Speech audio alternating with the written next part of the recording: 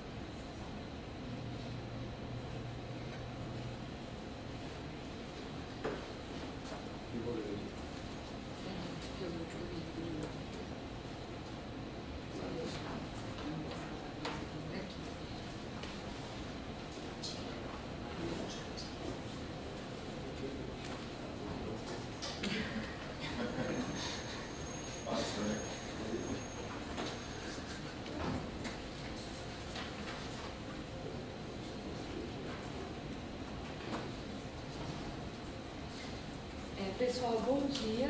Meu nome é Raquel.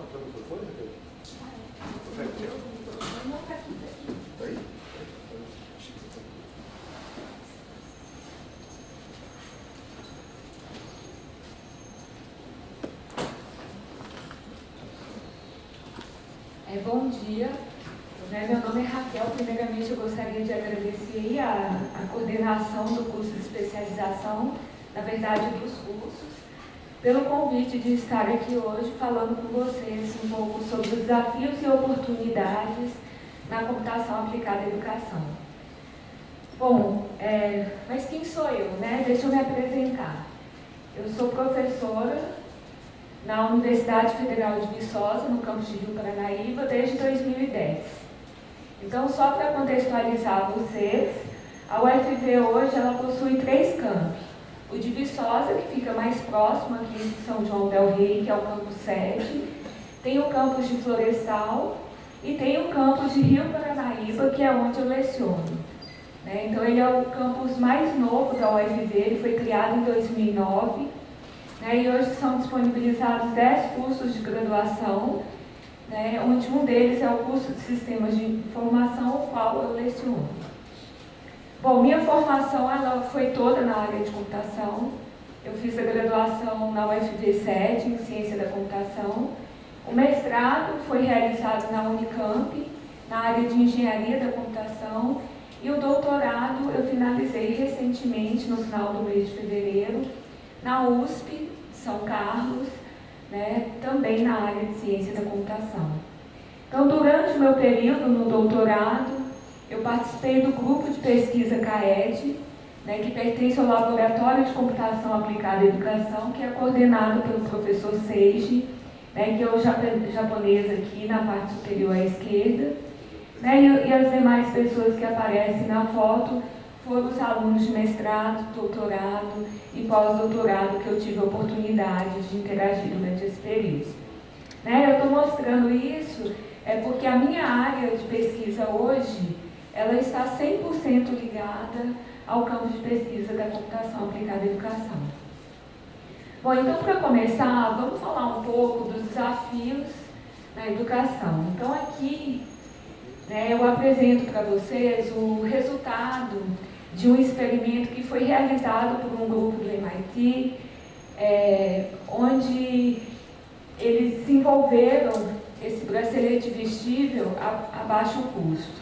Então, esse bracelete, ele funciona como esses relógios inteligentes, que são capazes de avaliar, por exemplo, o nosso batimento cardíaco. O nosso corpo, ele é um condutor de eletricidade. Então, a atividade eletrodermal, ela avalia as variações que ocorrem no nosso corpo. Então, por exemplo, quando tem um aumento do batimento cardíaco, dilatação da pupila, aumento da transpiração, então tudo isso é avaliado pela atividade eletrodermal. Então, o objetivo desse estudo esse bracelete vestível ele foi aplicado em 26 indivíduos, então 26 indivíduos utilizaram esse bracelete por 7 dias, com o objetivo de avaliar a atividade eletrodermal deles em diferentes ambientes do cotidiano, em diferentes atividades do cotidiano. Então, o objetivo era justamente avaliar essa resposta da pele, se tinha alguma alteração. Se vocês prestarem atenção aqui, do lado direito, está meio pequeno, mas a gente tem aqui essa linhas em amarelo, elas representam o resultado dos pulsos elétricos desses indivíduos quando eles estavam em sala de aula. Se a gente observar, no geral, esses pulsos elétricos, quando o indivíduo ele estava em sala de aula, ele é menor do que em todas as outras atividades que eles realizaram no cotidiano, inclusive quando eles estavam dormindo. Então, a pergunta que eu faço para vocês é: o que está acontecendo com a nossa sala de aula que não provoca nenhum estímulo nesse aluno? O que isso nos leva a pensar? Então, a ideia é a gente refletir: será que o método de ensino que está sendo utilizado hoje na sala de aula, ele é adequado ao nosso aluno atual? Hoje se fala muito na falta de motivação. Por que esse é um assunto tão recorrente nas pesquisas, nas palestras? Bom, então vamos tentar entender essa situação. Imaginem, por exemplo, se a gente pegasse um cirurgião médico de 20 anos atrás e colocasse esse cirurgião em um centro cirúrgico moderno, um centro cirúrgico de hoje em dia. Será que ele iria conseguir fazer uma cirurgia? Bom, eu acredito que ele não ia conseguir, porque hoje em dia existem tantos equipamentos que há 20, 30 anos atrás não existiam. Mas e se a gente pegasse um professor de 20, 30 anos atrás e colocasse ele numa sala de aula de hoje? Será que ele conseguiria dar essa sala de aula? Bom, vocês poderiam falar, mas hoje a gente tem data show na sala de aula. Então, não, tudo bem. Pode ser que esse indivíduo, esse professor de 20, 30 anos atrás, pudesse sentir alguma dificuldade, mas com certeza seria bem menor do que a do cirurgião médico. E com relação aos nossos alunos, será que houve alguma mudança nas gerações, no comportamento desses alunos, no envolvimento desses alunos com a tecnologia? Será que esses alunos eles aprendem da mesma forma que nós aprendemos? Então, para entender um pouco sobre isso, eu vou falar um pouco sobre o perfil das diferentes gerações. Então, se a gente olhar essa imagem aqui, ela apresenta o perfil de um indivíduo com base na data de nascimento dele.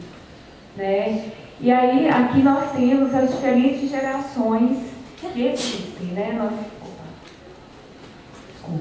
Nós temos aqui a geração Baby Boom, a geração X, Y, Z e Alpha. Então, eu vou falar um pouco sobre cada uma delas. Bom, a primeira geração é a geração Baby Boom. Ela recebeu essa denominação porque após a Segunda Guerra Mundial, as famílias elas eram incentivadas a ter muitos filhos. Essa geração é composta pelos indivíduos que nasceram anteriormente ao ano de 1960. E esse período ele é marcado por grandes transformações culturais e também pelo aperfeiçoamento dos meios de comunicação. Na sequência, a gente tem a geração X, que compreende os indivíduos aí que nasceram entre os anos 60 e 80, que são os filhos da geração Baby Boom. Então, essas pessoas, elas viram surgir os primeiros computadores pessoais, a internet, o celular, a impressora, e-mail, ou seja, foram eles que iniciaram o uso das tecnologias. Bom, aqui a gente tem a geração Y, que compreende o pessoal que nasceu aí na primeira metade dos anos 80 até meados dos anos 90. Então, essa geração ela também é chamada de milênios, e ela é marcada por grandes avanços tecnológicos. Então, esses indivíduos aí, eles estão sempre conectados e eles vivem em redes sociais em busca aí de novas tecnologias. Nós temos também a geração Z, que compreende os indivíduos que nasceram aí na segunda metade dos anos 90 até o início dos anos 2000. E esses indivíduos eles também são chamados de nativos digitais, porque eles já nasceram no meio de toda essa tecnologia. Eles não conseguem imaginar um mundo sem tecnologia, sem internet. Então, eles estão muito bem familiarizados com a parte aí de uso dos smartphones, tablets, com o uso da internet. E, por fim, a gente tem a geração Z, geração Alpha, que ela também faz parte desse mundo digital, com a diferença de que a relação deles com a tecnologia ela é muito mais forte e intuitiva. Então, é muito comum a gente ouvir aí os pais falarem que os filhos deles aprenderam a mexer no celular antes mesmo de começar a andar. Então, essa geração é caracterizada aí por um público mais novo, que nasceu aí a partir de 2010. Bom, então, com base nessa estrutura de gerações, os nossos alunos de hoje, a grande maioria dos nossos alunos de hoje, eles se concentram na geração Z e Alpha, ou seja, os nativos digitais, aqueles indivíduos que nasceram no meio de toda a tecnologia. Então tudo bem. E esses indivíduos, eles estão onde? Eles estão nas nossas escolas, faculdades e universidades. Falou assim, então tá, então o problema de falta de motivação do aluno, nos diversos ambientes de aprendizagem é muito fácil de resolver. É só a gente incluir a tecnologia nos ambientes de aprendizagem. Bom, mas será que isso é suficiente? Para responder essa pergunta, eu vou apresentar algumas situações. Então, nesse primeiro exemplo, foi desenvolvido um software educacional para apoiar alunos da APAE no processo de alfabetização. Então, nesse software, os indivíduos eles tinham que associar uma imagem, que seria alguma dessas imagens, a letra inicial, então vogais ou consoantes. Aí, no segundo estágio, eles tinham que associar essa imagem à primeira sílaba do nome. E em estágios mais avançados, eles associavam a imagem à palavra escrita. Então, depois de utilizar esse sistema, depois de aplicar esse sistema na APAE, foram identificados alguns problemas. O primeiro deles que a gente observou é que os alunos eles se sentiam ansiosos e frustrados quando eles selecionavam a opção incorreta e aparecia uma janelinha aí com um rostinho triste. Né? Um outro problema que surgiu é quando o aluno ele selecionava a opção correta, aparecia uma janela com aplausos. Né? Então a gente esperava o quê? Que essa janelinha, com o som de aplausos, ela fosse um estímulo. Mas o que a gente observou é que depois de um tempo de uso, os alunos eles começaram a trapacear o sistema, ou seja, eles não estavam tentando resolver a atividade, eles simplesmente clicavam em todas as opções até achar a opção onde eles podiam ouvir o som dos aplausos. Bom, no contexto da aprendizagem com robôs, eu participei de um evento na área de robótica educacional e pedagógica, e um dos palestrantes, ele falou que existem situações onde, quando a criança ela interage com robôs por longos períodos, eles se entediam, e depois de um tempo eles não querem mais interagir com essa tecnologia. Né? Então só inserir a tecnologia no ambiente de aprendizagem não é suficiente. Mas o que falta então? Né? Bom, para nos auxiliar nessa questão, a gente tem a área da computação aplicada à educação, que ela tem como objetivo investigar como, né, a tecnologia ela pode ser usada para apoiar o processo de ensino e aprendizagem nos diversos ambientes educacionais. Então, considerando essa área de pesquisa, né, a gente tem vários estudos que verificam, né, o que desenvolver, né, que tecnologias que devem ser desenvolvidas aí para apoiar o professor ou apoiar o aluno no processo de aprendizagem. A gente tem outras pesquisas, né, que aplicam alguns conceitos, algumas estratégias nessas tecnologias, né, para evitar que o aluno ele fique frustrado, ele fique ansioso quando ele interage com essa aplicação, para evitar que o aluno tente burlar o sistema, né, tentando avançar na atividade sem estar aprendendo alguma coisa, e até mesmo para evitar que ele se entedie depois de muito tempo de interação.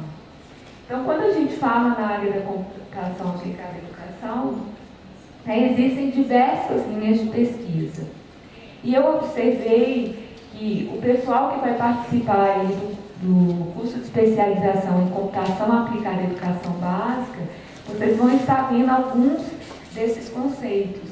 Né? Então, a gente tem a parte aí da aprendizagem colaborativa em ambientes virtuais, né, onde a aprendizagem colaborativa ela está preocupada aí com a questão de formar grupos de aprendizagem onde os alunos aprendam, né, como que essa interação ela pode ser feita de forma que realmente funcione, né, que maximize os ganhos de aprendizagem desse aluno.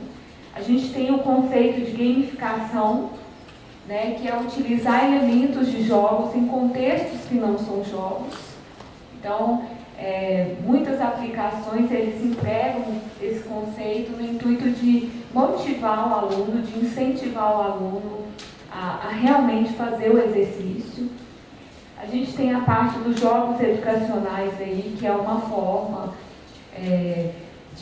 mais interessante, né, mais legal do aluno estar aprendendo novos conceitos. E também tem a questão dos objetos de aprendizagem, né, que representa qualquer recurso digital ou não que possa ser aplicado, né, no ensino de algum conteúdo específico. Com relação ao curso de especialização em informática para professores, eu também observei que vocês vão ter várias disciplinas que é de interesse da computação aplicada à educação. Né? Então, a gente tem aí a parte da educação à distância, né, que existem diversos desafios, né, porque é um novo paradigma aí, onde que está o professor, né, como que o aluno ele interage, exige muito mais, né, do aluno.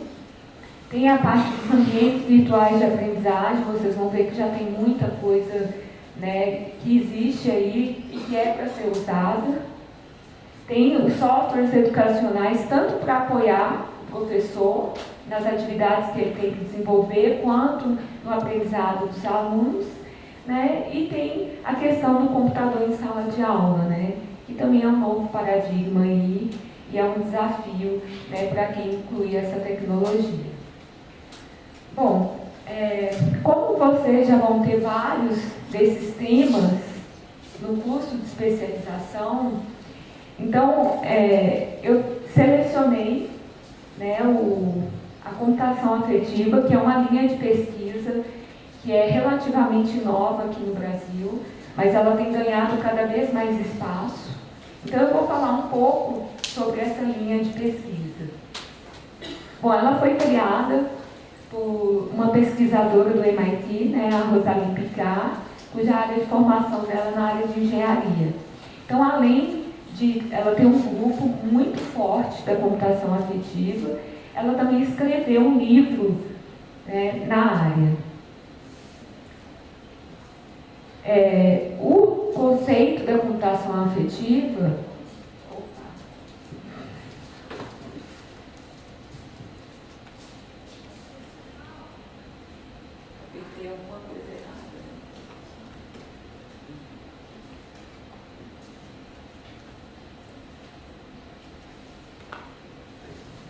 então, esse conceito ele não é um conceito exclusivo da área de computação aplicada à educação, mas existem diversas pesquisas que utilizam esse recurso aí para estar melhorando as suas tecnologias. Então, quando a gente fala da computação afetiva aplicada à educação, existem duas principais frentes de pesquisa, que é a parte de reconhecimento das emoções, que é o desenvolvimento de tecnologias que sejam capazes de reconhecer a emoção do aluno.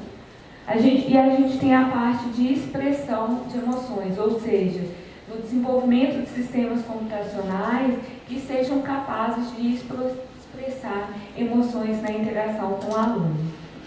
Com relação ao reconhecimento, existem algumas tecnologias que já estão aí no mercado para o reconhecimento de sinais fisiológicos. Então, por exemplo, a gente tem o eye tracking, que é um recurso que ele faz a leitura dos seus olhos.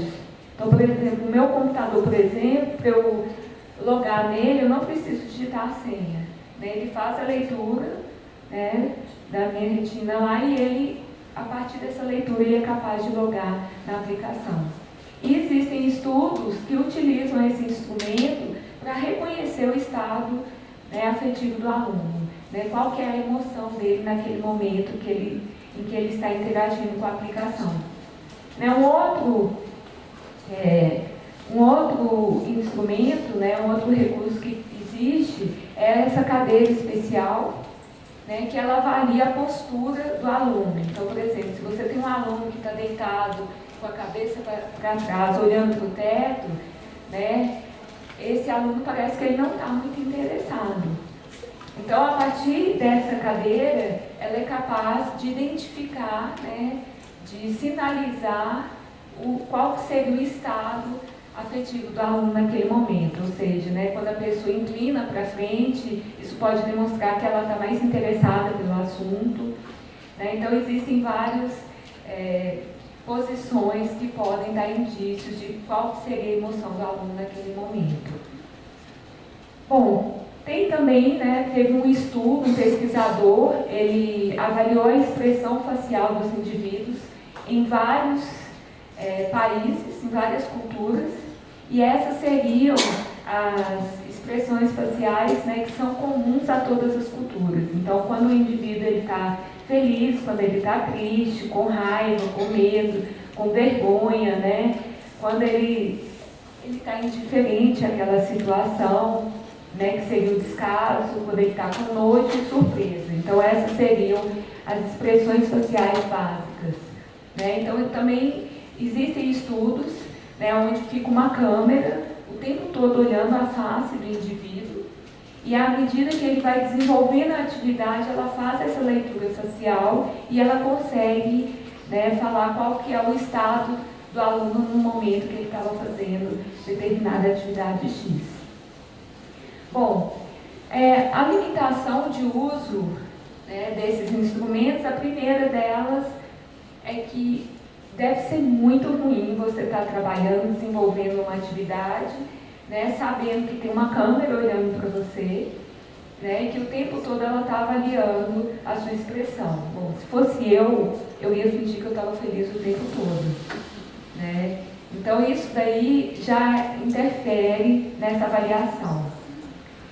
Então qual que é a solução, né? E além disso, o problema de você utilizar apenas um instrumento desse é que ele vai te dar indícios. Ele não vai poder falar, olha, o aluno X, ele ficou muito ansioso quando ele estava fazendo isso. Ele não pode afirmar. Na verdade, né, a partir da expressão dele, né, a gente acha que ele realmente ficou mais ansioso e mais angustiado. Então, qual que é a solução? A solução é utilizar o maior número possível de instrumentos para reconhecimento de emoções, que é o que a gente chama de inferência multimodal. Então, agora, ao invés de você ter só o eye tracking, analisando os seus olhos, só a cadeira, agora você tem o eye tracking, você tem a cadeira, né? Tem um outro software que vai estar avaliando o número de cliques que você dá no mouse, né? A força que você tecla, né, no teclado. Então, tudo isso pode estar sendo usado para reconhecer o estado afetivo do aluno, né, em uma determinada atividade. Bom, uma outra linha de pesquisa da computação afetiva, né, que seria a segunda da computação afetiva aplicada à educação, é a questão do desenvolvimento de sistemas que expressem emoções, né? Então, nesse contexto, a gente tem aí os agentes pedagógicos afetivos. Né? Um exemplo ruim de agente pedagógico afetivo, eu acho que todo mundo já teve a oportunidade aí de interagir com aquele clipe do Word, né? Que é extremamente irritante. Então, eu falaria que ele é um exemplo ruim de um agente pedagógico, porque, na verdade, ele não te ajudava, ele te irritava, né? Porque você queria que ele sumisse e ele voltava. Então, um agente pedagógico afetivo, que não é ruim, né? Ele simula o comportamento de um tutor humano. Então, isso daí está muito relacionado à linha de pesquisa dos sistemas tutores inteligentes. Então, esses agentes, eles podem ter aparência humana ou não, né? Eles podem ter expressão facial ou corporal, e o objetivo é que eles deem uma assistência que seja individualizada, né, quando o aluno estiver interagindo com a aplicação. E eles podem ser usados tanto para reconhecimento como para expressão, né, de emoções. Então, eu vou apresentar para vocês aqui dois exemplos. Na verdade, da mesma pesquisadora, mas eu acho bem bacana. Então, o primeiro exemplo, a gente tem um agente pedagógico animado, né? Ela chama Paty. E o objetivo dela é prover suporte emocional quando o aluno estiver desenvolvendo alguma atividade no computador.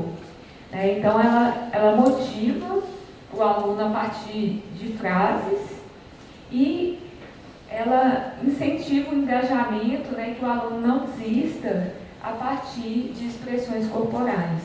Então, aqui tem dois exemplos, né, da agente Paty. Então, no primeiro exemplo aí, ela fala, eu sei que você pode suportar as suas dificuldades, continue tentando. Né? Então, nesse exemplo aqui, se vocês observarem, ela está dando, né, ela está tentando motivar o aluno com a mensagem, mas ao mesmo tempo, o comportamento físico dela é, nossa, a vontade que eu tenho é destruir essa atividade. Mas não, mas você vai fazer e vai conseguir. Tá? E nesse segundo aqui, né, a gente está mais suave, né, você pode fazer isso, lembre de todo o seu sucesso passado, já é mais suave. Então, nesse momento, né, quando que ela vai fazer isso? Quando ela percebe que o aluno ele não realizou a tarefa adequadamente. O segundo exemplo, ele está relacionado àquela questão que eu falei para vocês do aluno tentar trafacear o sistema. Então, existe um campo de pesquisa da computação aplicada à educação que chama Game Decision. Né? O Game Decision é quando o aluno ele tenta tirar vantagens da aplicação para avançar na atividade, ou seja, ele não está aprendendo, Ele sabe que se ele clicar em todas as opções, uma delas vai ser certa. Então ele sai clicando aleatoriamente. Né? Então isso é um problema das nossas tecnologias. Bom, então, para tentar minimizar esse problema, tem um estudo que desenvolveu, é um complemento daquele anterior, 2 agentes pedagógicos afetivos que possuem traços de personalidade específicos. Então, o primeiro, ele tem um traço de preocupado, né? Ele está vendo que o aluno está se esforçando, mas que ele está tendo dificuldade, né? E aí ele vai apresentar frases motivacionais. No segundo exemplo, o agente ele tem o traço, assim, ele desconfia do que o aluno está fazendo. Então, para isso, ele vai apresentar algumas frases críticas. Então, nesse momento, é quando ele percebe que o aluno, na verdade, ele não está tentando. Né? Ele está tentando burlar o sistema. Então, aqui, a aplicação que foi desenvolvida foi para auxiliar os alunos no desenvolvimento de expressões algébricas. Né? Então, aqui tem uma expressão algébrica e o aluno, nesse quadro aqui mesmo, ele vai resolvendo essa expressão. E tem aqui a agente parte, que ela vai estar dando o suporte a esse aluno, ou seja, ela vai estar tentando incentivar esse aluno e sempre que ela perceber que ele está tentando trapacear, ela vai tentar dar um freio nisso. Então, aqui a gente tem, né, os exemplos quando ela viu que o aluno está tentando fazer, mas ele está tendo dificuldade. Então, as frases que ela apresenta aqui são frases amigáveis. Né? E se a gente olhar a expressão corporal dela, é uma expressão de, olha, né, não, você vai conseguir. Né? Aqui, né, falou, não, ó, estou rezando por você, você vai conseguir. E nesse segundo, se a gente observar a expressão corporal, né, você vai ver que ela está sem a menor paciência com esse aluno. Né? Então, por exemplo, nesse segundo caso, o aluno ele deve estar pedindo ajuda toda hora para resolver a expressão algébrica. Então, ela fala o quê? Você precisa de ajuda ou está buscando a resposta pelo jeito mais fácil? Então, o objetivo dessa postura do agente pedagógico é realmente intimidar o aluno para que ele tente fazer e não, né, fique buscando o caminho mais fácil só para terminar a atividade. Bom, então esses conceitos, né, como vocês vão estar vendo, por exemplo, o conceito de gamificação, que também não é um conceito exclusivo da computação aplicada à educação, assim como a gamificação, a computação afetiva ela pode ser aplicada em outros contextos. Né? Então, um outro exemplo aqui é você utilizar os conceitos da computação afetiva na aprendizagem colaborativa. Né? Então, aqui eu coloquei o termo CSL, né, que é quando a gente fala que a aprendizagem colaborativa ela é com suporte computacional, né, que é um outro campo de pesquisa. Então, esse campo de pesquisa, ele verifica como que a tecnologia ela pode ser usada. Né? Quando a gente fala em aprendizagem colaborativa, a gente tem a questão aí de como formar grupos melhores, né, grupos adequados, qual seria a combinação de aluno, né, de perfil de aluno que seria mais adequado. A gente tem a parte aí de interação e engajamento, né, como fazer com que esses alunos eles realmente interagem e discutam sobre o assunto, né, e não passem mais tempo brigando, discutindo, do que resolvendo o problema em si. E um outro campo da aprendizagem colaborativa é a questão do gerenciamento de atividades, ou seja, né, quais atividades que devem ser dadas ao aluno e em que ordem elas devem ser aplicadas. Lembrando que essa configuração aqui, ela sempre depende do objetivo de aprendizagem e do conhecimento que os alunos têm sobre o conteúdo que vai ser trabalhado. Então, um exemplo de aplicação, né, um exemplo de pesquisa que foi feita para formar grupos melhores. O objetivo dela era formar grupos de aprendizagem melhores. E aí, esse estudo, o que ele fez? Né, o objetivo era avaliar os estados afetivos do aluno e a performance dele.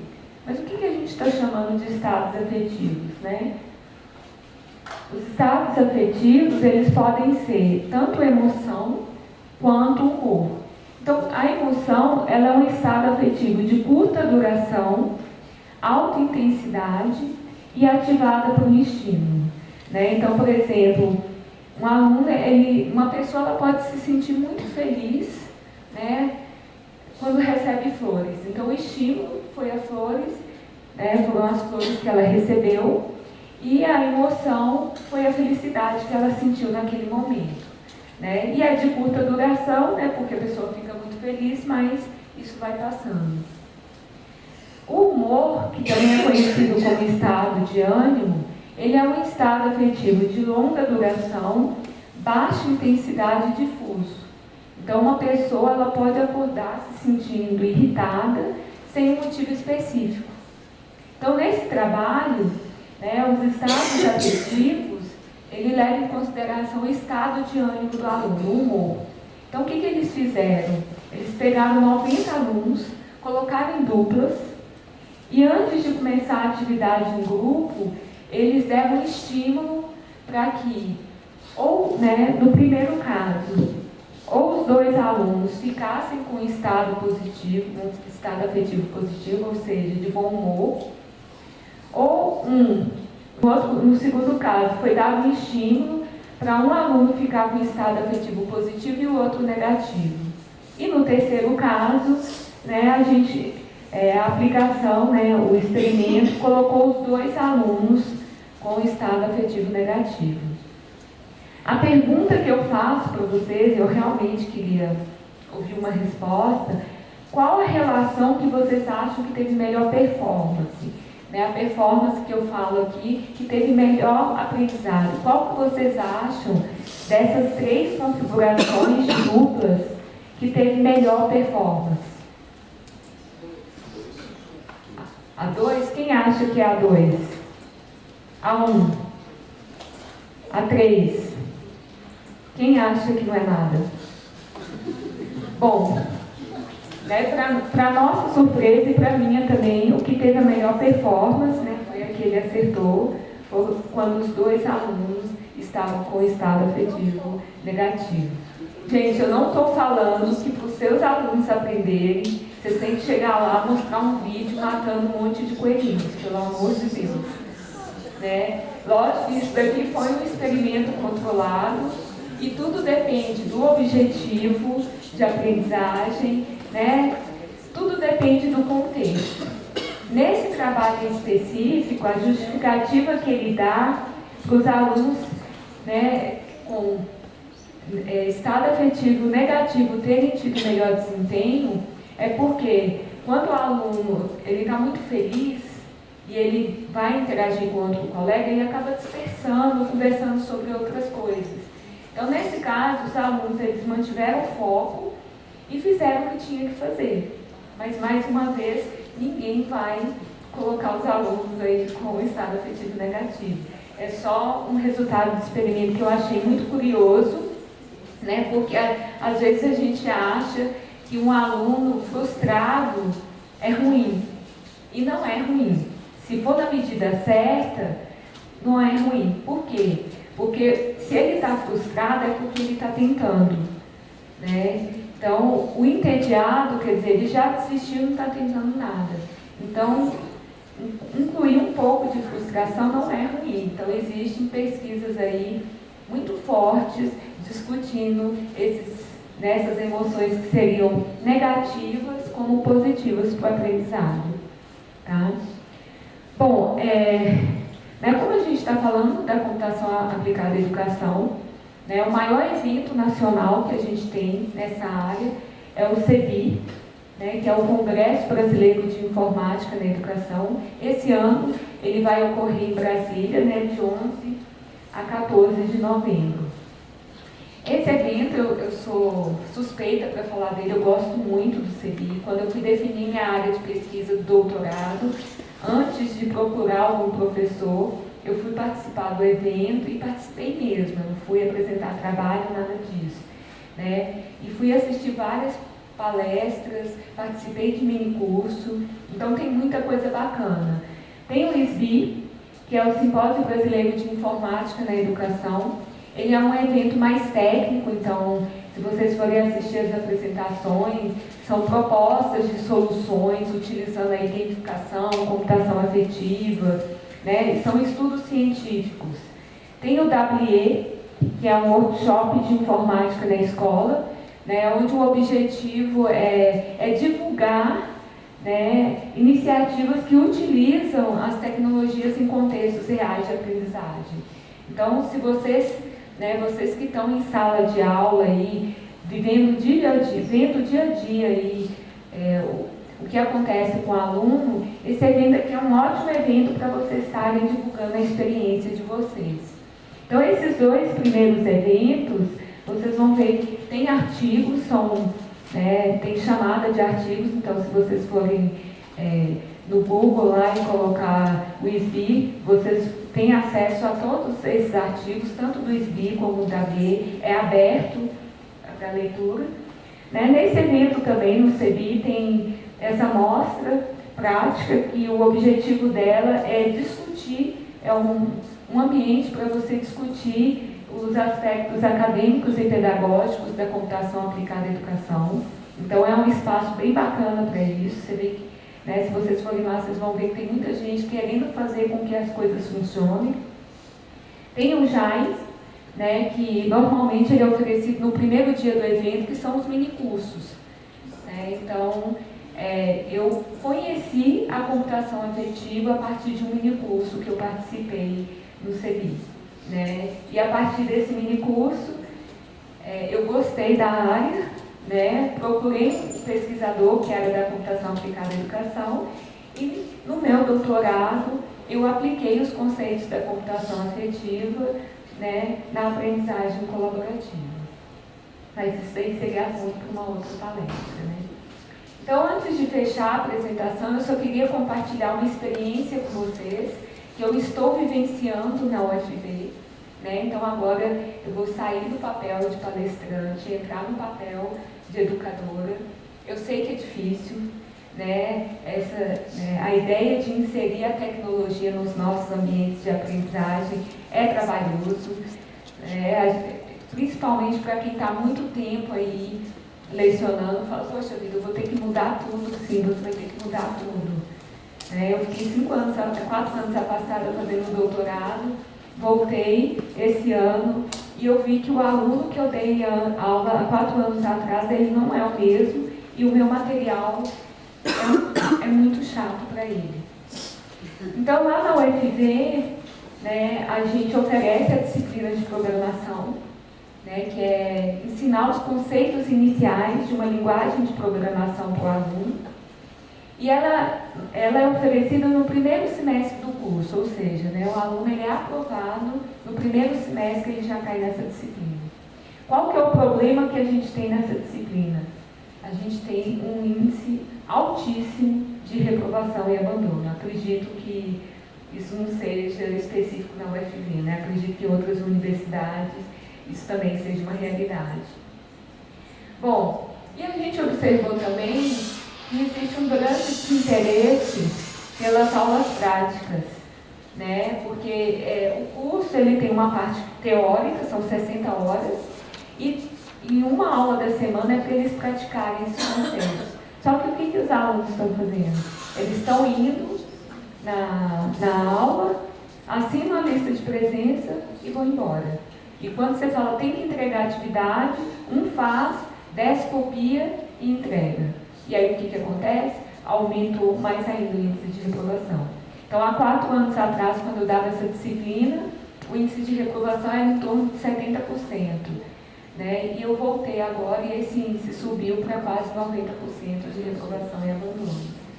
Bom, então, diante disso, a gente resolveu, né, colocar a mão na massa. Vamos sair do laboratório e vamos colocar a mão, né, vamos fazer o negócio funcionar na prática, vamos fazer uma pesquisa aí aplicada.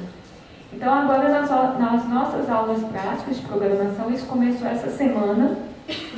A gente tem um método tradicional, que é dar uma lista de exercícios para o aluno, e a partir dessa lista de exercício, o aluno, né, resolve e envia o programinha que eles fizeram. O segundo método é utilizar o sistema da maratona de programação, né, que é um sistema onde os alunos desenvolvem, eles enviam e o próprio sistema faz a correção do que eles fizeram. E aí, quando eles acertam, é colocado um balão no computador deles. E o terceiro método é utilizando os kits de Arduino, né, que entra aí na questão da robótica pedagógica, né, onde os alunos eles vão fazer o programa e aí, utilizando esses kits, eles vão ver as coisas acontecendo. Então, a gente vai estar avaliando esses 3 métodos de ensino durante todo o semestre, na tentativa de procurar uma forma, né, de atrair os alunos para as aulas práticas, para que eles permaneçam nas aulas práticas. Porque a gente viu que o alto índice de reprovação não é porque os alunos vão até o final e reprovam. Eles fazem a primeira prova, vão mal, aí eles não vão mais. E aí, como eles não vão mais, eles abandonam a disciplina, esse índice aumenta exponencialmente, né? Bom, aí para responder, né, só para concluir a apresentação, para responder aquela questão, né, inserir a tecnologia nos ambientes de aprendizagem não é suficiente. A gente viu que não adianta você chegar lá e falar, ó, hoje a gente vai todo mundo usar o celular para uma atividade, se a gente não souber como fazer isso, né? Mas o que falta, além, né, de saber como introduzir essa tecnologia nos ambientes de aprendizagem? Né, o que falta, na minha opinião, né, são pessoas como vocês, que estão aqui hoje. Né, porque se vocês se inscreveram no curso de especialização, é porque, de alguma forma, vocês querem fazer alguma coisa diferente, né, na sala de aula de vocês. Então, a gente precisa de pessoas, né, que aceitem a tecnologia não como um substituto, mas como um recurso que vai estar apoiando a aprendizagem. Por quê? Porque o perfil do nosso aluno mudou. Ele hoje nasce imerso na tecnologia, ele não vai aceitar ter que aprender, né, ficar ouvindo um professor lá na frente explicando coisas que ele acha que ele nunca vai usar na vida, né?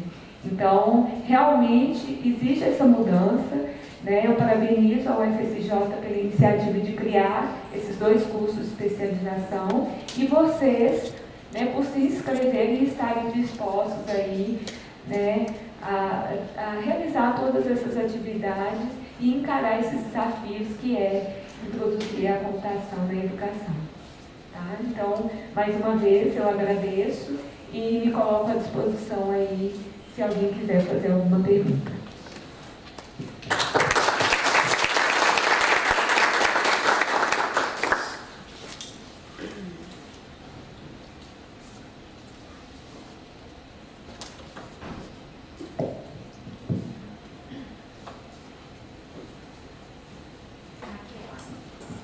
Parabenizar, porque eu tive muitos anos em sala de aula, hoje eu estou fora da regência, né?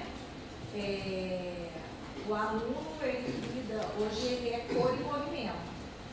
Então, se a gente não souber usar essa tecnologia na sala de aula com o objetivo, a gente vai perder os nossos alunos. O índice de abandono, de evasão vai aumentar cada dia mais.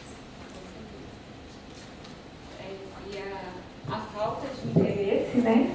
Como eu mostrei naquele primeiro slide, o aluno ele não está tendo nenhum estímulo para estar em sala de aula. Então, realmente, a gente precisa de uma mudança urgente de comportamento e de atitude, porque senão vai perder o aluno. E a gente já está perdendo, né? De 4 anos para cá, de 70% de reprovação subiu para 90%. Gente, era para diminuir, era para cair para 40%. Né? E está aumentando. Então, a gente realmente está preocupado e resolveu se movimentar para tentar amenizar essa questão. Essa realidade da computação, é da computação, esses 90%, né? O pessoal fica até assustado, mas realmente são 90% de reprovação nas primeiras disciplinas, no começo do curso. É assustador. Porque essa disciplina de programação é como se você estivesse ensinando um novo idioma para o aluno.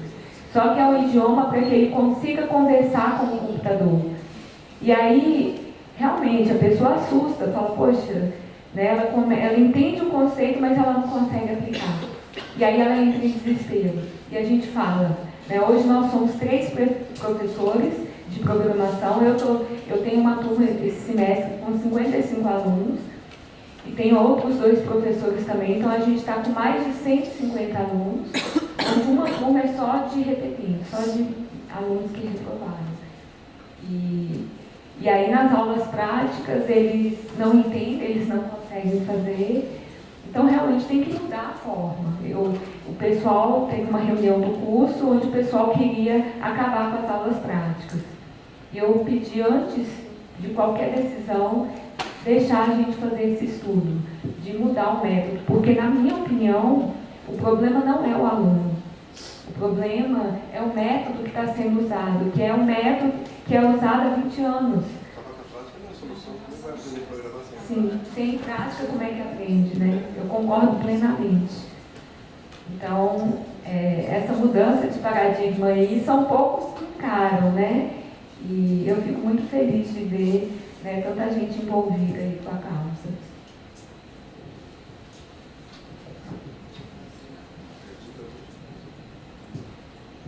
Se alguém não, né, ficar mais tímido de perguntar no coffee break, eu estaria à disposição, né, podem conversar comigo. Ou, se preferir, pode mandar e-mail, né, e eu respondo, tá?